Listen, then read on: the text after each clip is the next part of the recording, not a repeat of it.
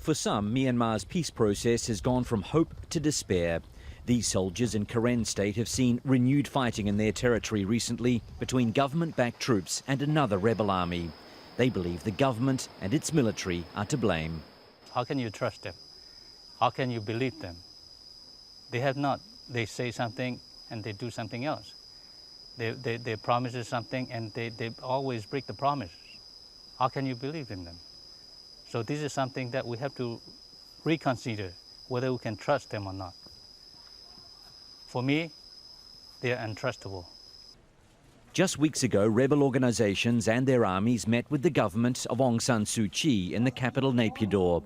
Some have been fighting for independence or greater autonomy for decades. The government says peace with ethnic minority groups is its top priority.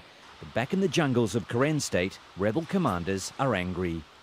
The Burmese army uses us as a tool. They trick Karen soldiers into fighting each other. They want us to kill each other until everyone's dead.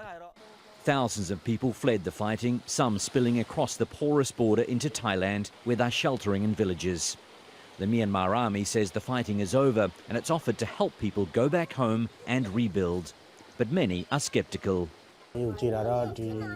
We don't trust the government. We don't believe what they've told us. There have been many problems on the road back home, as difficult to travel on, so we're still afraid to return. Adding to those fears of the villagers, Karen soldiers say they've seen more government forces moving into the area, and they don't believe the government can control its army. The Burmese government is lying to the international community. They're lying to the KNU, lying to all the ethnic groups who are struggling for their rights. They're just buying time. They're getting more territories, and one way or another, sooner or later, they're going to attack.